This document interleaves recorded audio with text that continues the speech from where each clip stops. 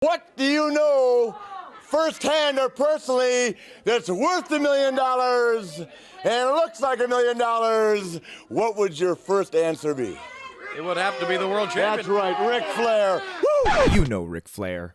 If you've been a pro wrestling fan for any amount of time, you've heard of the 16 World Championship reigns, the brash attitude, the woos, and the custom-tailored suits.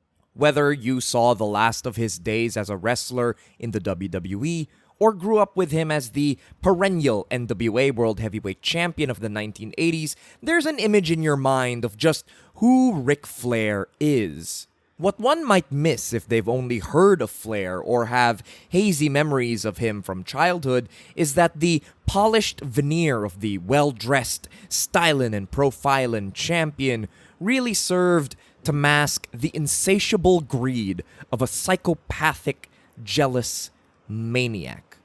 All that without even getting into the real-life scandals that have marred Flair's legacy since. But just talking wrestling, Flair remains one of the most compelling and deceptively psychotic villains of all time. And few people got that out of him quite like Ricky Morton.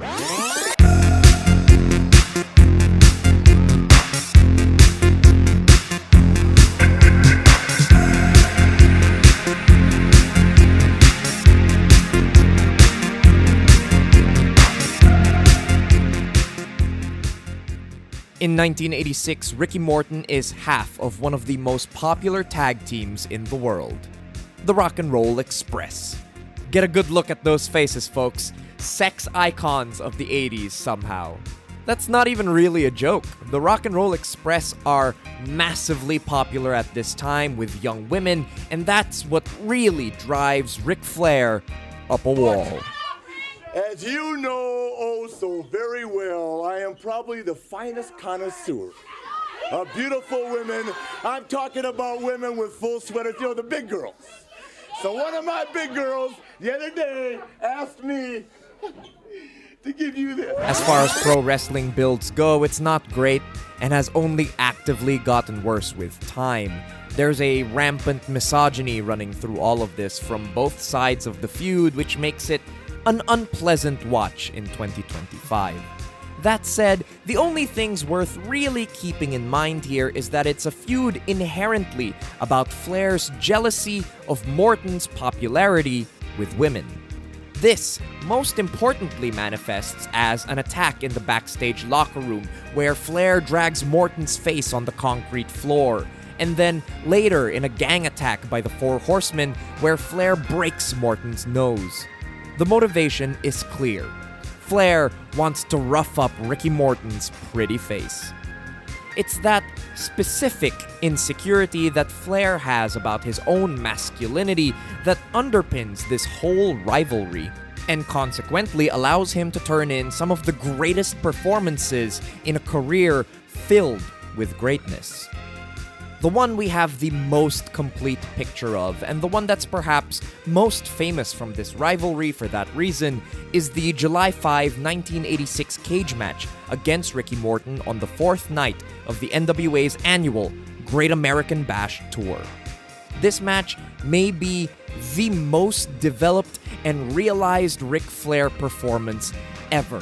One where we see him devolve from the composed, swaggering champion he presents to the miserable monster beneath. Take Flair's entrance, one of the most iconic visuals in pro wrestling ever. Literally descending from the heavens in a helicopter, the red carpet rolled out for him before his feet even touched the ground. It's an ostentatious display of wealth and status, one that maybe speaks to the kind of overcompensation and mind games that Ric Flair is prone to. Compare it to Ricky Morton in the ring, sleeveless shirt and bandana, protective gear over an injured face. As with so much great wrestling, there's an immediate understanding of who these men are before the bell even rings. But when the bell does ring, though, it is a masterclass. Before we get into that, it's worth noting here that the Great American Bash of 1986 isn't the same as a modern-day pay-per-view event. This was a live tour primarily for the benefit of those in the building.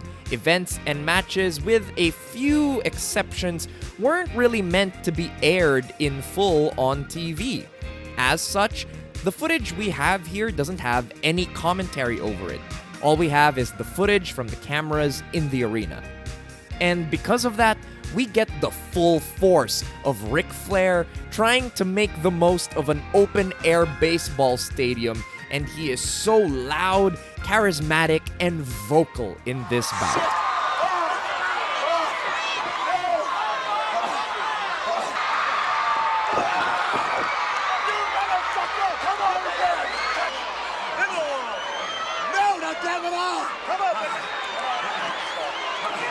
It just adds another layer to Flair's already masterful performance to see him so animated here without ever crossing over into the cartoonish.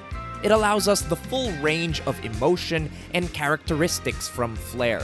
We get the cowardice, the arrogance, the sadism, and even the cornered desperation that defines Flair as one of the greatest pro wrestling heels in history.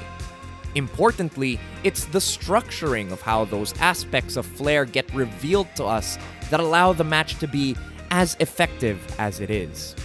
In the babyface shine, we're allowed to feel a sense of retribution as Morton pays back the torments that Flair's delivered to him.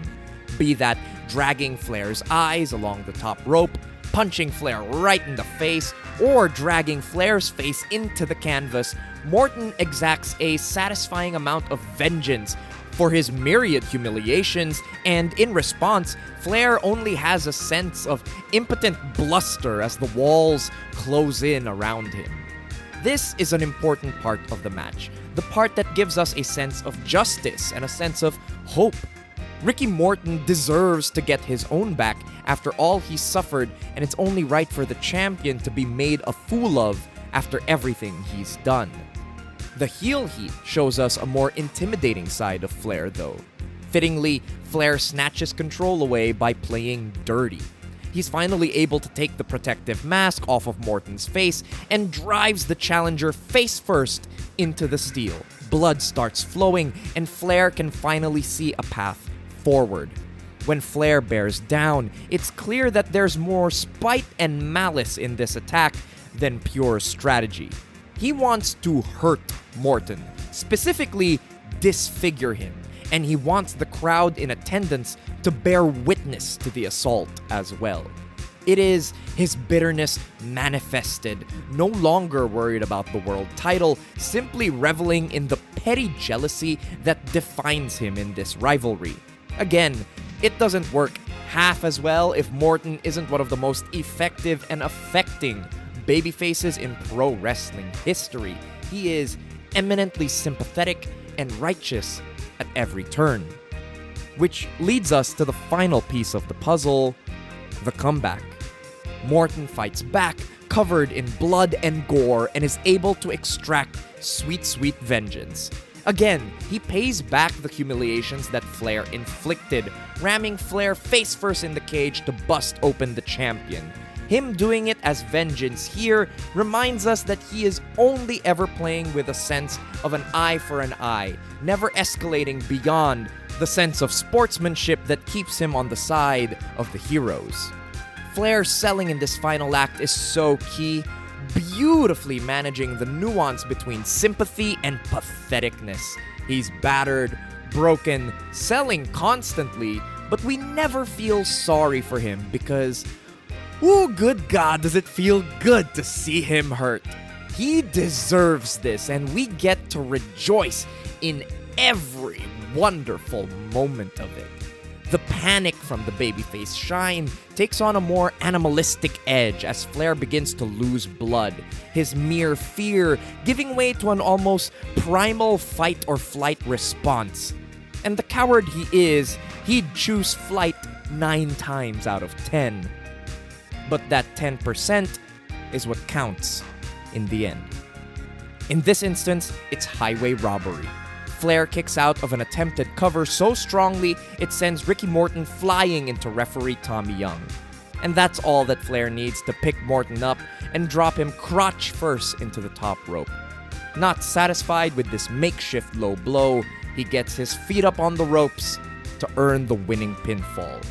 It's a sneaky, devastating win, snatching victory from the jaws of defeat.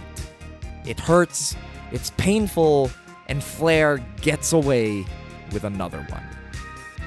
This might just be the most complete picture of Ric Flair, the character and the performer, the NWA World Champion, and everything that gold masked, wrapped up into one. One of the greatest matches in pro wrestling history, a shade away from perfection. Flair's robbery at the finish makes perfect sense in context, but the abrupt ending cuts short what is otherwise one of the great examples of the pro wrestling morality tale. 4 3/4 stars for this one. Thank you to everybody who made it to the end of this video, and of course a very special thank you to Ica de Leon for editing it together. Thank you to one-time donators like Il, Theo McLeod, The Porrick, Jared, and Kay, and thank you to all my monthly supporters, James Draper, Captain Jack Heartless, Eddie Roberts, Jacob Dickens, Chick Fritz, Spiders in My Bed, Timothy R. Buchner, Kid Kingpin, Joe Humphreys, Christopher Jackson, Four Pillars of Hell, Sean Emily, Jacob VR, Merch Table Mafia, Ando Commando, Vibe MD, Christoph, Quentin Besnehard, Dom G, Austin Shermer, Wrestling Playlist, woo! Francois the Buck, Secret Cow 42, and Matt Wasung. You guys are absolutely awesome. You keep the channel going. Thank you to everybody for enjoying this. Take care and have a good one.